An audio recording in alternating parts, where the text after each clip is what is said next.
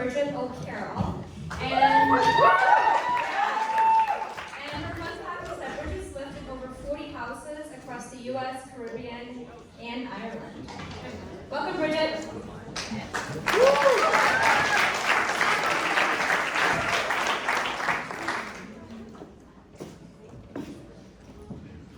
It was Christmas.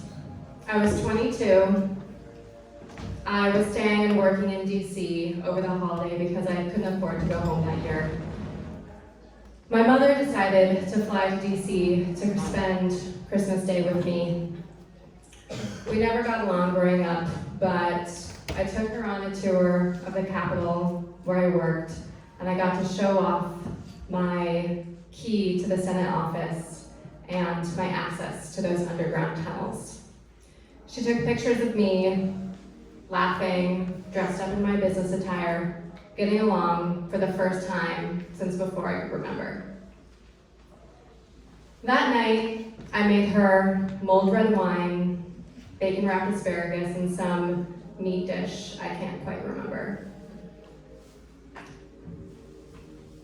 That was the last time I ever saw my mother, 6 years ago, and I hated myself for every moment that I enjoyed that day.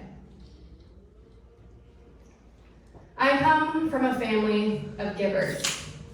We didn't have big Christmases with lots of presents or give buildings to big universities or fund major charities. Instead, my grandfather's parents gave him away from his home in Ireland to an orphanage in Kansas City. A Jewish woman adopted him, and after a few years, she gave him back. My grandmother was given from her family, her parents were poor, to a wealthier couple who lived down the street.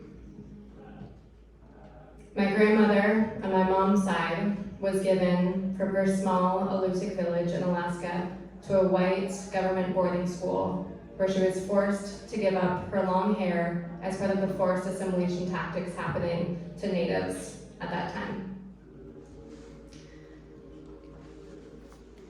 At 18, she had a one-night stand with a Caucasian man in the back of a 1950s station wagon. 9 months later, she gave away my newborn mother. Eventually, as if by destiny, I was next in line to be given. It's weird to be abandoned in your 20s. My mother fled to an island in Alaska, giving up her family in pursuit of the family that gave her away. She hoarded my father's cash, leaving him and my two sisters, one who was just 14 years old at the time.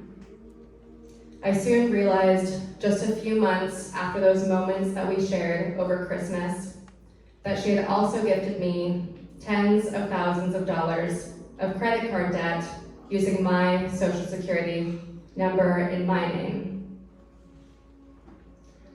I was given the feedback to integrate how I felt into the story, my feelings. I realized I didn't really have many feelings at all. I found a sense of calm, a calm that only stems from when the one person biologically programmed to love you doesn't, because what else could I do? And part of this calm turned into a calm sense of denial. I let the revolving debt sit and accumulate. I had the cash flow I needed to pay rent and to help out my dad and my little sister. But I watched the interest accumulate, and the stress of doing nothing eventually surmounted the stress of doing something. I come from a family of givers, but instead of giving, I decided to take. I take responsibility. I take ownership. I took on the role of the financial caretaker of my father and my little sister, managing our complex finances, a history of bankruptcy, student loans, delinquent child support, and now the $30,000 of debt in my name. That debt was tough, it was complicated. I researched methodically, mercilessly. I could consolidate the credit card debt, but my credit score was obviously quite low, so I really wouldn't save that much money, and who knows when I could pay it off. At that time, I left the Senate and I was making a little bit more money as a consultant, and I took on a second job as a fitness instructor in order to increase my cash flow. At that point, I took the risky route. I utilized zero interest balance transfer credit cards with a 1-year promotion. It's risky because after that 1 year, your APRs skyrocket. But I went for it, and ever since, I have paid $0 in interest on that debt. So, I took on more responsibility. When I was 23, I supported my little sister through braces and then birth control. At 25, her college applications. At 26, I helped my father finally purchase a house and outfit it. Then finally, I reduced my own $30,000 of debt down to zero. Before school, I itemized expenses and researched financing options to help my family become self-sufficient. Meanwhile, I steered my career aggressively across strategy consulting, then at a major tech firm, all while teaching 7 to 9 fitness classes per week. But it was all well worth it when my baby sister wished me Happy Mother's Day. I had never shared my family's financial challenges before. Not to my best friends, not to my partner. I feared it would make me different, lesser. I brushed it off as necessity. Just like you do your dirty laundry, you manage your hardships and your money issues too. But again, the stress of doing nothing, of hiding a piece of myself, was more overwhelming than taking the risk and sharing. Last year, I shared my story for the first time.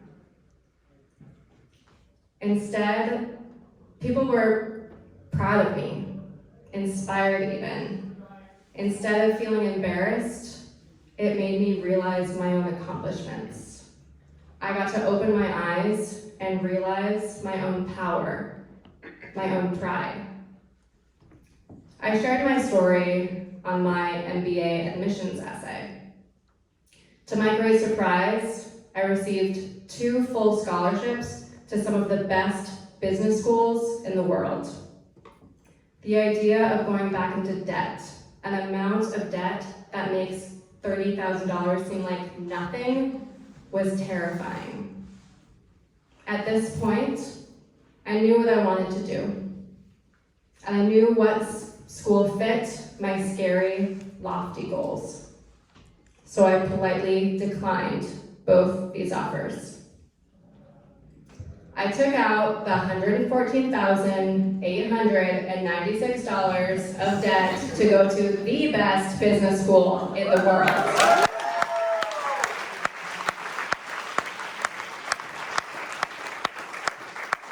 And I got to take ownership and the risk and the debt for the future that I wanted. I come from a family of givers, but I will gladly keep on taking. I am grateful for every micro-tragedy, every setback that defines who I am, not as a victim, but as an owner.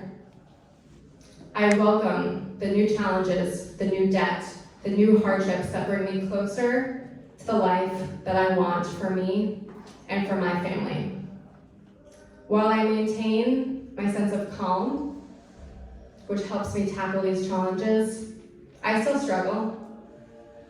I still have a deep sense of guilt for doing something selfish, for taking these 2 years and a whole lot of money that means I can't support my family in the way that I did. But I know my power, I trust myself, and I trust my family because we can figure it out, we've done it before. And without risk, there's no chance of growth.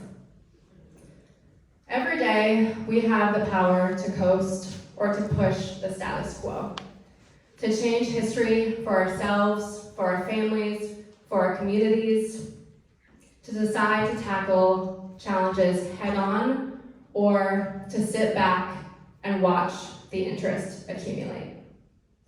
Every day, we have the power to inspire others by sharing our goals, our accomplishments, our hardships. To take ownership of what we care about and to break away from the destiny, the stigma, the hardship that those who came before us may have left behind.